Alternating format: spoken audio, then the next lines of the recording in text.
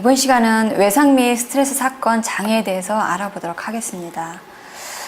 외상이란 외부로부터 주어진 어떤 충격적인 사건으로 인한 심리적인 상처를 말하고 있죠. 이 외상을 여러 가지로 구분을 해 놨는데요. 지금 앞에 보시는 것처럼 발생 횟수에 따른 구분과 대인관계의 관여도에 따른 구분, 이 두 가지로 구분이 되어 있습니다. 이걸 하나씩 알아보겠습니다. 자, 먼저 발생 횟수에 따른 구분이 일회적인 외상이냐, 반복적인 외상이냐로 구분이 되어 있는데요. 일회적인 외상은 어떤 자연재해나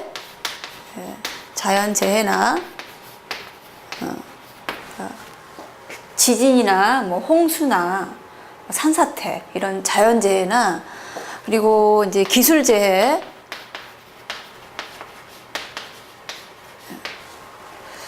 예전에 러시아 체르노빌 원전 사태, 이거는 이제 기술재해에 해당이 되겠죠.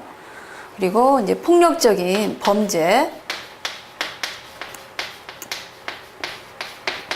범죄나 그리고 이제 어떤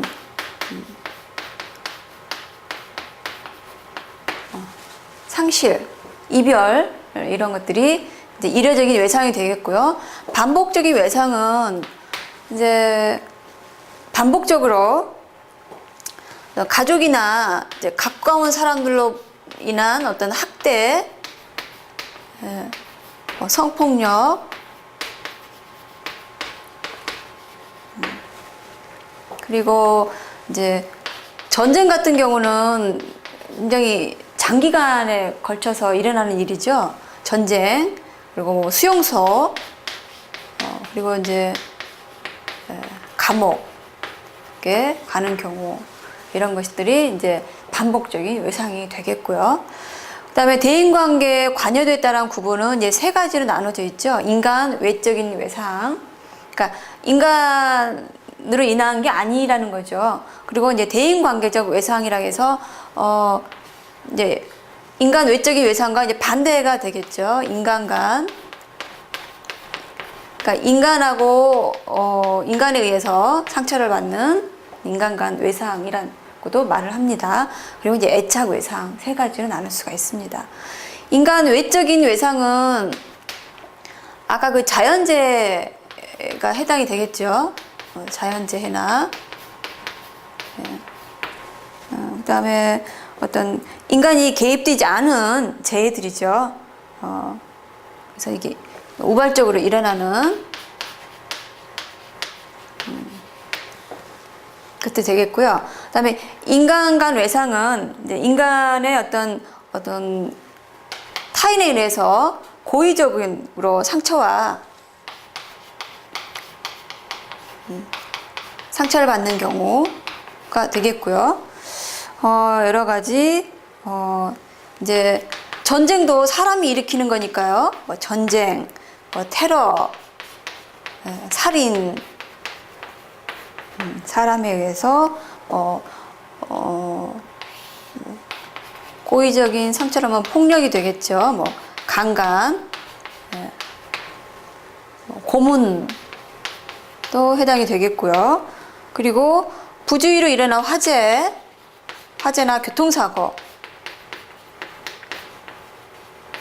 사고들이 있겠는데, 이제 화재나 교통사고는 이제 반반이라고 볼 수가 있겠죠. 인간 외적인 외상과 인간 간 외상이 같이 함께 이제 혼합되어 있는 것이라고 볼 수도 있겠고요. 그다음에 애착 외상은 부모와의 어렸을 때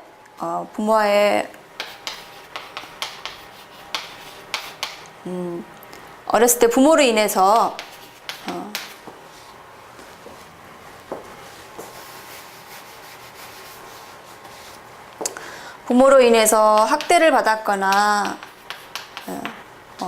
방치되었거나 인해서 이제 외상을 입은 것을 말하겠죠. 그래서 어떤 신체적인 학대가 있겠고요. 부모에 의한 어떤 가정 폭력, 그리고 정서적인 방치나 학대나 방임, 그리고 성폭행, 부모에 의한 성폭행, 성적 학대,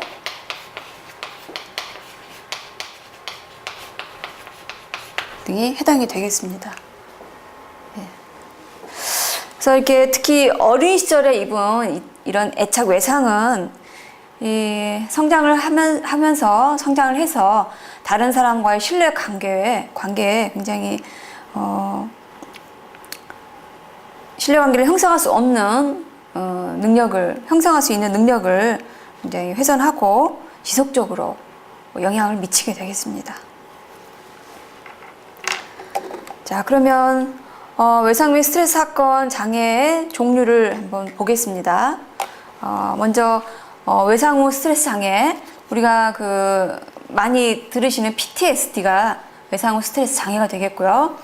급성으로 오는 급성 스트레스 장애, 그러니까 외상 후 스트레스 장애와 비슷한데 이제 기간이 짧다는 거죠. 급성 스트레스, 반응성 애착 장애, 방금 말씀드린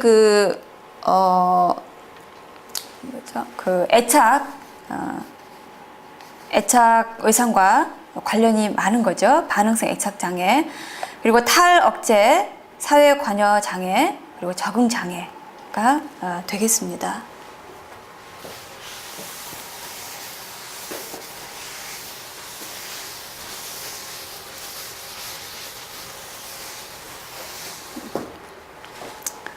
자, 그러면 먼저 외상 후 스트레스 장애부터 알아보도록 하겠습니다.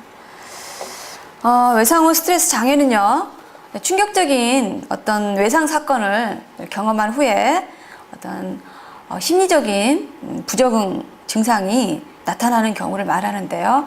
외상 사건으로는 죽음이나 죽음에 대한 위협이나 신체적인 상해나 폭력, 성폭력 과 같이 개인에게 심각한 충격을 주는 사건들을 의미하겠습니다. 이런 사건을 경험을 하게 되면 그 사건이 종결이 되었음에도 불구하고 어떤 커다란 상처가 돼서 오랫동안 삶에 영향을 미치게 되겠습니다. 자, 그런데 아주 놀랍게도 외상 경험은 자신에게만 일어난 것뿐만 아니라 타인에게 일어나는 어떤 외상 사건을 목격했거나 아니면 가까운 가족이나 가까운 사람에게서 그런 외상을 겪은 외상이 발견했을 때도 외상 경험이 발생을 한다라고 보고 있습니다. 자, 우리가 외상을 겪게 되면 4가지 증상이 단계별로 증상이 나타나는데요. 자, 지금 보고 계시는 것처럼 이게 4가지 단계로 나타납니다. 먼저 침투 증상, 그리고 자극을 회피, 인지와 감정의 부정적인 변화, 각성과 반응성 현재 변화, 이런 4가지 증상이 나타나는데요. 먼저 침투 증상이라고 한다면 외상과 관련된 어떤 기억이나 어떤 고통스러운 감정들이 자꾸 떠오르는 거죠. 그 사건이 끝났는데도 계속해서 그 기억과 그 감정들이 떠오르고, 심지어는 이제 꿈에서 나타나면서 이제 악몽을 꾸게 되죠. 그리고 심지어는 마치 실제로 그 사건이 다시 일어난 것 같은 그 착각에 빠지게 됩니다. 그것을 이제 플래시백이라 하는데요.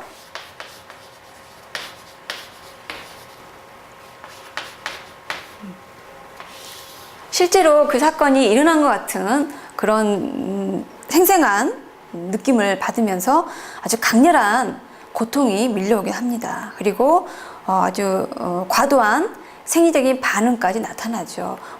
숨이 막힌다거나, 굉장히 그 식은땀이 난다거나 이런 신체적인 반응도 나타나게 되겠죠.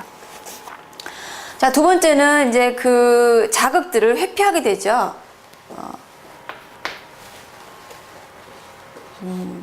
그래서 그 어떤 장소나 그 사건이 일어났던 장소, 사건과 비슷한 장소나 사람이나 이런 것을 이제 회피를 하는 증상이 나타납니다.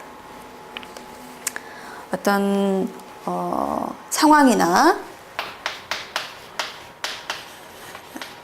활동들을 회피를 하게 됩니다.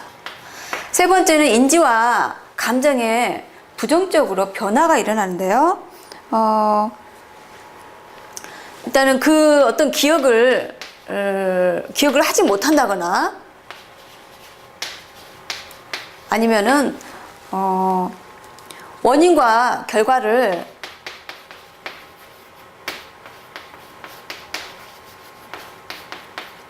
왜곡해서 해석을 한다거나 또는 자신이나 타인을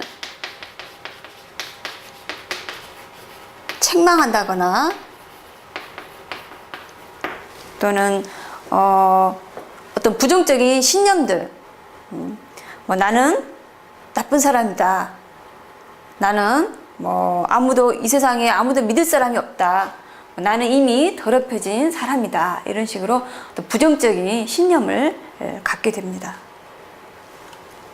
그러면서 이제 감정 또한 그런 생각이 들면서 감정 또한 아주 부정적으로 변하게 되겠죠. 부정적인 정서를 보이게 되겠는데요. 뭐 공포나 분노나 수치심, 죄책감 등 이런 부정적인 정서 상태를 보이겠습니다. 다음으로는 각성과 반응성의 현저한 변화가 보이는데요. 각성이 되어 있기 때문에 주의 집중을 할 수가 없고요. 주의 집중을 할 수가 없게 되고 예민해지고요. 과민해지고 예민해지고 짜증을 많이 내겠죠. 화도 많이 내겠고요. 그래서 깜짝 놀라기도 하겠고요. 자주 놀라게 되겠죠. 사건을 겪은 뒤부터는 자주 놀라게 되겠고요. 그래서 이제 수면도 악몽을 많이 꾸다 보면은 이제 수면도 깊이 잠을 잘 수가 없게 되고 수면 곤란이 일어나겠습니다. 자, 이 외상 사건을 경험한 후에 이 4가지 유형의 증상들이 1개월 이상, 3개월 이내에 나타나서 일상생활에 심각한 장애를 받게 될 때 외상 후 스트레스 장애로 진단이 내려집니다. 그래서 이러한 장애는 외상 사건을 경험한 직후에 나타나는 경우도 있는데요. 간혹 한동안 잘 지내다가 수개월 또는 수년 후에 나타나는 경우도 있겠습니다.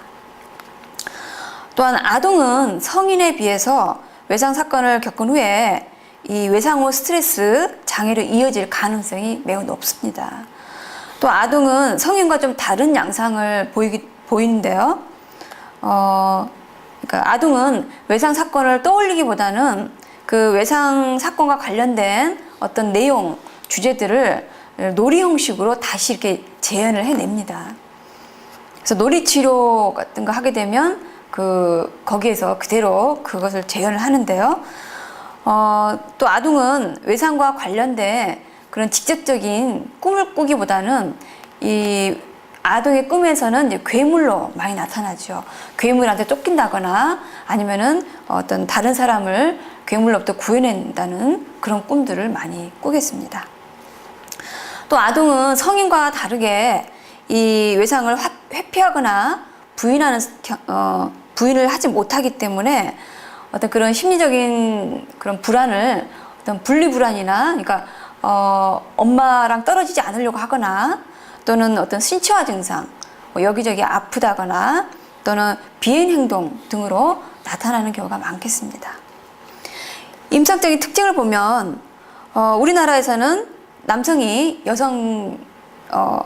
여성이 여성이 남성의 3배 정도 높게 나타나는데요. 이제 그 이유가 여성들의 어떤 강간이나 성폭행과 같은 어떤 특정한 외상에 노출이 되기 때문이라고 보고 있습니다.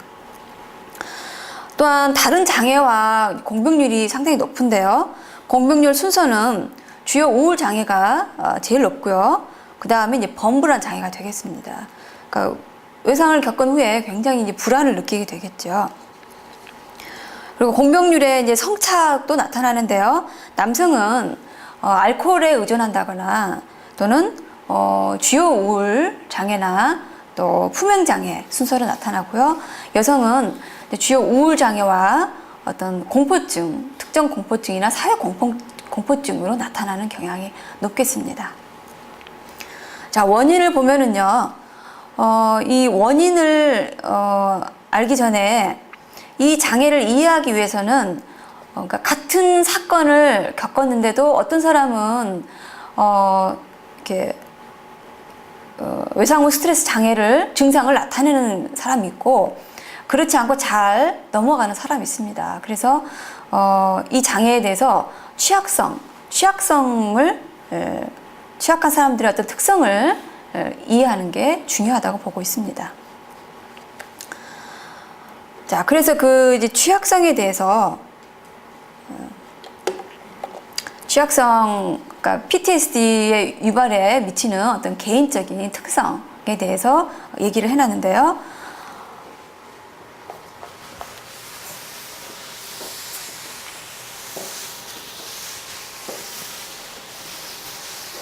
먼저 외상 전에, 그러니까 외상 사건을 겪기 전에 요인으로는 가족 중에 정신장애를 가지고 있는 사람이 있을 것이다. 그리고 아동기 때 다른 또 외상 경험을 했을 것이다. 그리고 또 의존성이나 정서적 불안정성과 같은 어떤 성격 특성이 있을 것이다. 성격적으로. 그리고 어떤 자신의 운명이 어떤 외부에 의해서 결정된다는 통제 소재의 외부성이라는 특성을 갖고 있을 것이다 라고 보고 있고요.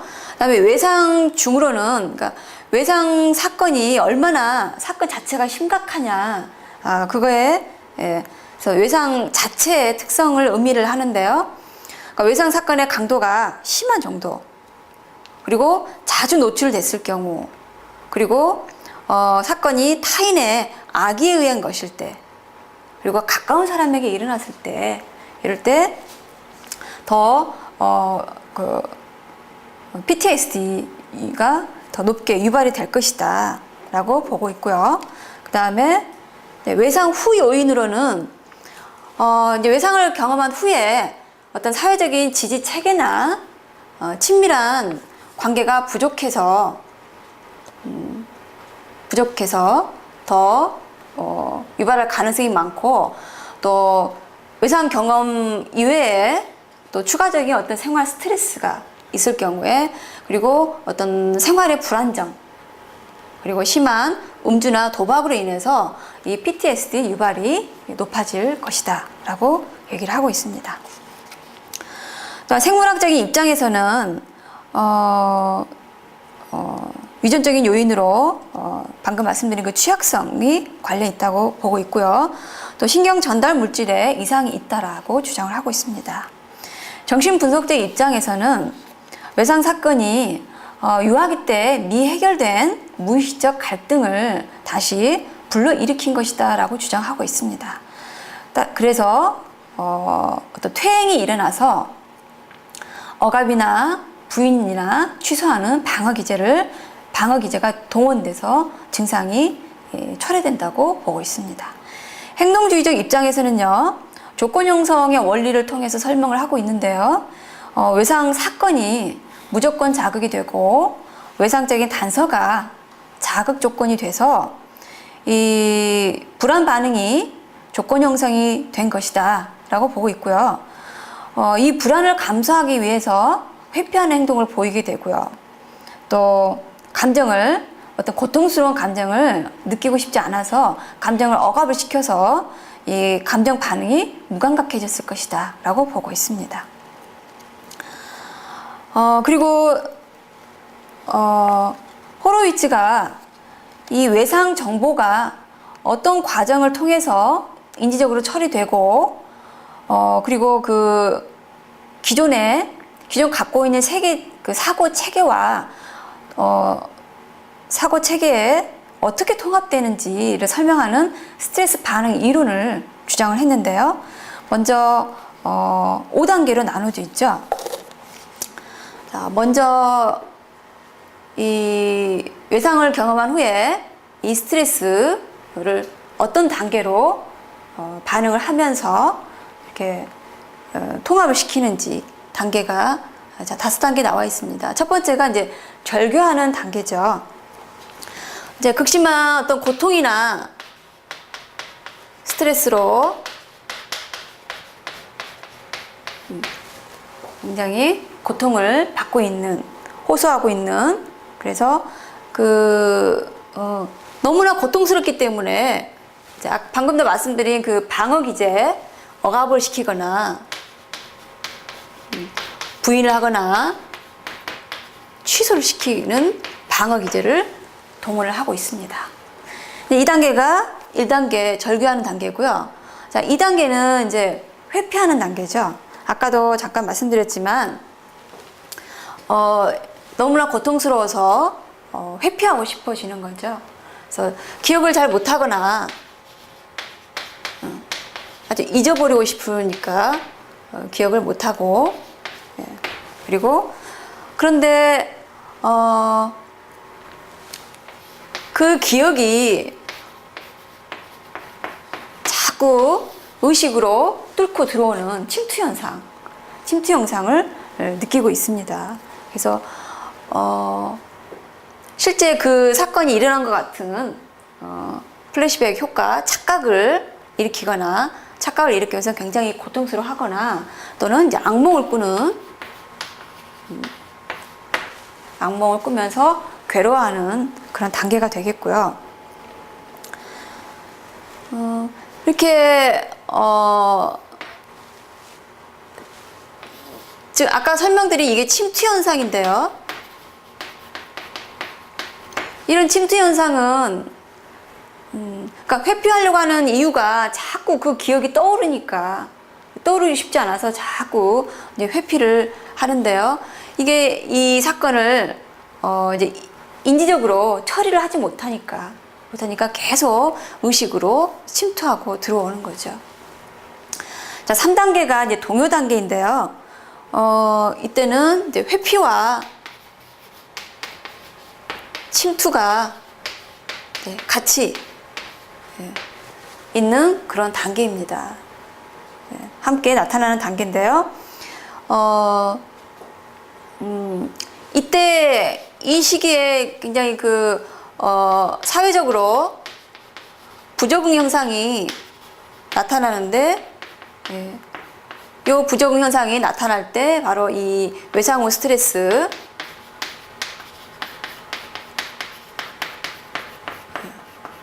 장애로 그 외상 후 스트레스 장애가 바로 이 단계라고 말씀을 드릴 수가 있겠습니다. 다음은 이제 전이 단계인데요. 이제 동요 단계를 지나서 전이 단계로 가는데, 이 단계를 이제 극복하려고 하는 노력을 하는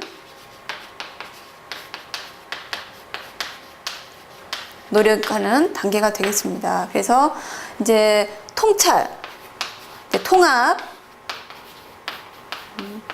통찰이 아니라 이제 통합 과정으로 넘어가려는 그런 단계가 전이 단계가 되겠고요. 그래서 이 외상 정보를 인지적으로 처리를 해 나가는 과정에서 어떤 그 신념들이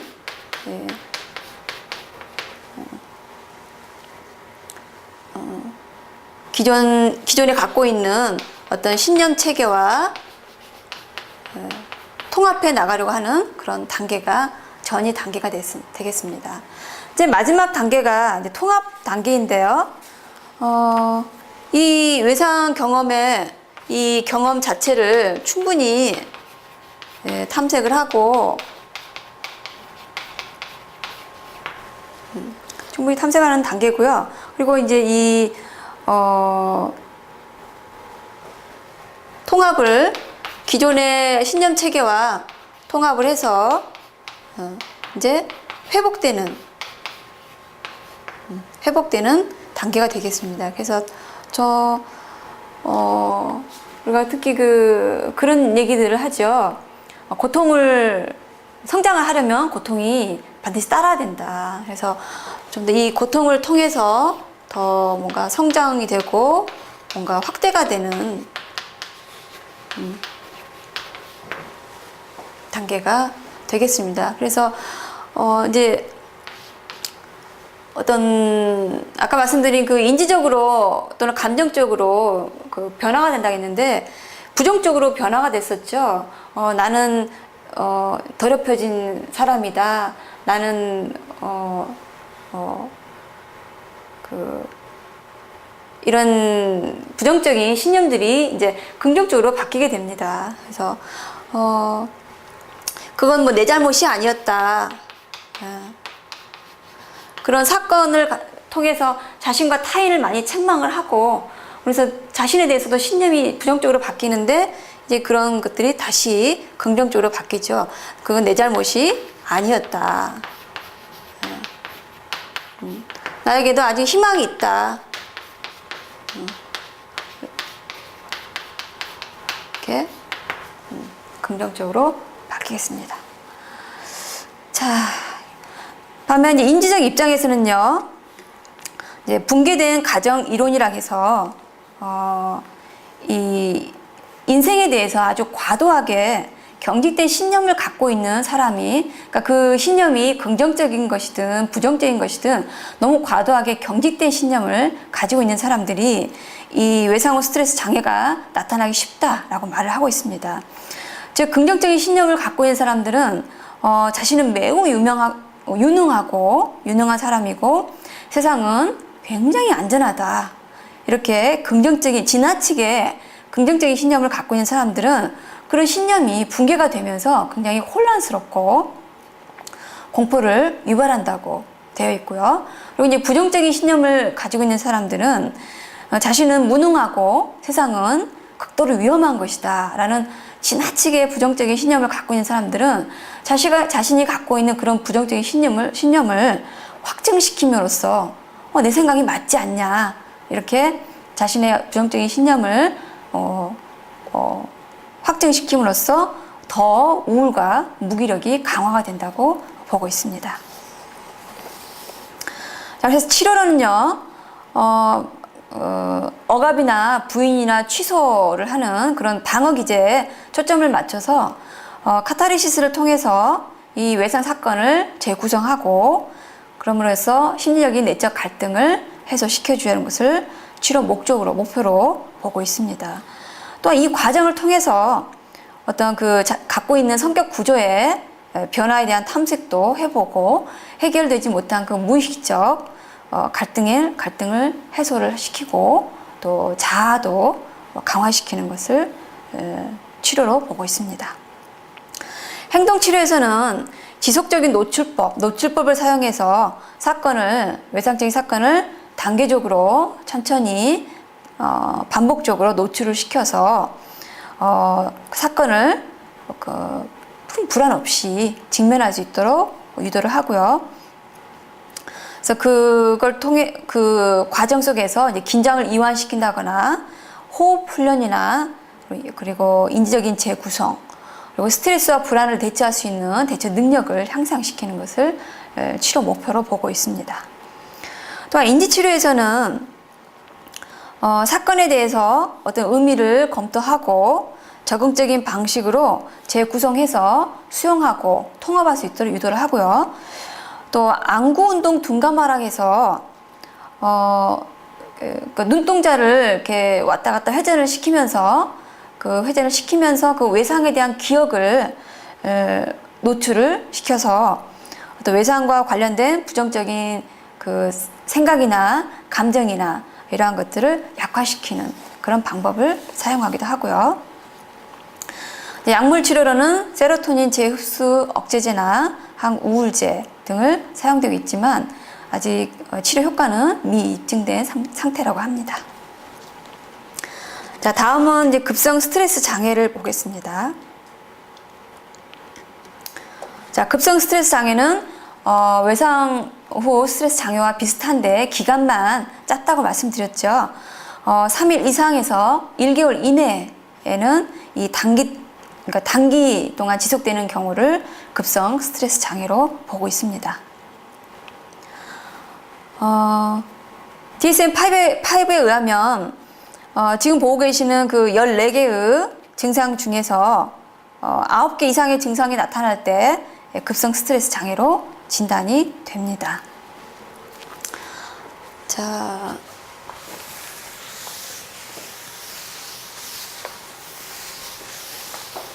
그 14개의 증상이 어떤 건지 한번 보겠습니다.